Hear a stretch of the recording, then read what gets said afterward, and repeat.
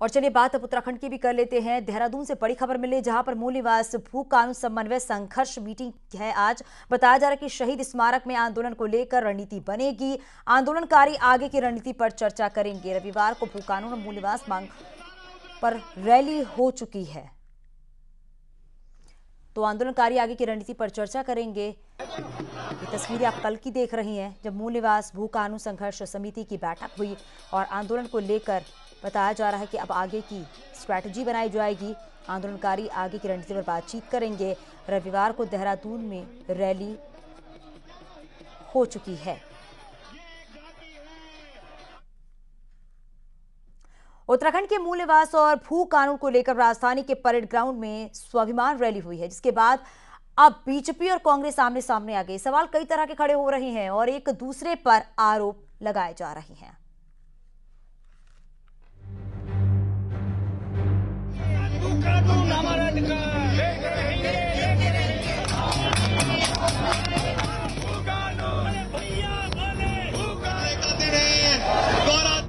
मूल निवास प्रमाण पत्र और ठोस भू कानून की मांग को लेकर रविवार को परेड ग्राउंड में जो सैलाब उमड़ा, उसे देखकर कहा जा सकता है कि वो खुद से पहुंची भीड़ थी।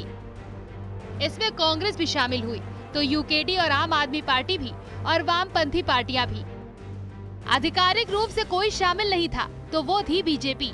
बीजेपी प्रदेश अध्यक्ष का कहना है कि सरकार इस दिशा में काम कर रही है, लेकिन सिर्फ क्रेडिट लेने के लिए और बीजेपी विरोध करने के लिए यूकेडी और अन्य दलों के साथ मिलकर कांग्रेस का किया धरा था। केवल बीजेपी के विरोध के लिए इकट्ठा होना तो कहीं न कहीं राजनीतिक महत्वाकांक्षा प्रदर्शित करता है, और जनता भी जानती है। कल हमारा युवा मोर्चे का मोदी है ना कार्यक्रम में जो जनमानस, जो युवा उम्र का है, उसको भी कम से कम आंदोलनकर्ताओं को ध्यान में रखना चाहिए। विश्वास, आज के यूथ का विश्वास भी पुष्कर सिंह धामी जी के साथ खड़ा है। कांग्रेस का कहना है कि मूल निवास भू कानून की मांग को लेकर किया गया आंदोलन पार्टी लाइन से कई ऊपर है, लेकिन इसको वही समझ सकता है जिसको पहाड़ की पीड़ा हो। कांग्रेस प्रदेश अध्यक्ष करण माहरा का कहना है कि बीजेपी के विधायक ने बीजेपी के ही मंच से कह दिया था कि उनका मन आंदोलनकारियों के साथ है। भट्ट को इस पर भी जवाब देना चाहिए। ये किसी पार्टी स्तर से ऊपर की बातें हैं, और इसको वही समझ सकता है जिसको पर्वतीय क्षेत्रों से, इस राज्य से सिंपैथी है या इसके संग जुड़ा हुआ है। उन्हीं के एक विधायक ने कल उन्हीं की मीटिंग में इस बात को कहा कि मैं शरीर से यहाँ हूँ, मन मेरा उस आंदोलन में है। तो इस बात का जवाब देना चाहिए उनको। मूल निवास प्रमाण पत्र और ठोस भू कानून की मांग को लेकर आयोजित महारैली में उमड़े जनसमूह ने बीजेपी हो या कांग्रेस, सभी राजनीतिक दलों के कान खड़े कर दिए हैं। लिहाजा इस बार अब सियासत भी तेज हो गई है।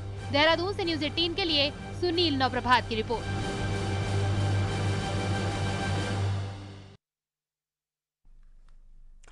बीजेपी विधायक विनोद चमोली अब अपने बयान पर कायम है। उन्होंने कल के भाषण से 2 कदम आगे बढ़ते हुए कहा कि मैं पार्टी का कार्यकर्ता हूं, लेकिन उत्तराखंड को लेकर भी मेरी भावनाएं हैं। चमोली का कहना है कि पहाड़ के लिए अलग से नीतियां नहीं बनाई गई, तो इसी प्रदेश में पहाड़ के लिए अलग राज्य बनाने की मांग भी उठने लगी है। उन्होंने कहा कि सभी को पहाड़ की चिंता करनी होगी।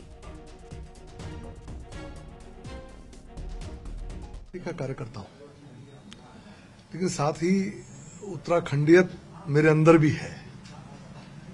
तो 2 विषय मेरे सामने थे, एक तरफ पार्टी का भी है, एक तरफ वो भी है। तो मैंने अपनी भावनाओं को व्यक्त किया, और कि जो राज्य बना है ये पहाड़ की स्थिति को देखकर बना है। उसकी भाव कहीं ना कहीं उसके जो मूल में है ये उत्तराखंडियत है, उत्तराखंड की भावनाएं हैं। अगर उन भावनाओं के अनुरूप हम काम नहीं कर पाते हैं तो राज्य बनने का औचित्य साबित नहीं होता है।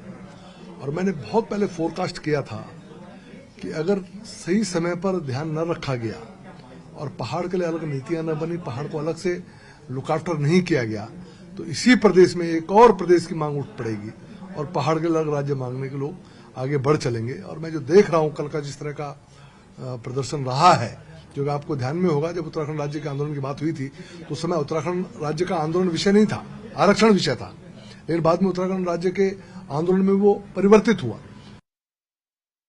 और सहयोगी भारती सकलानी हमारे साथ जुड़ गई हैं। भारती, जरा बताइएगा कि मूल निवास भू कानून समन्वय संघर्ष समिति की आज बैठक होने वाली है, इस बैठक को लेकर क्या जानकारी?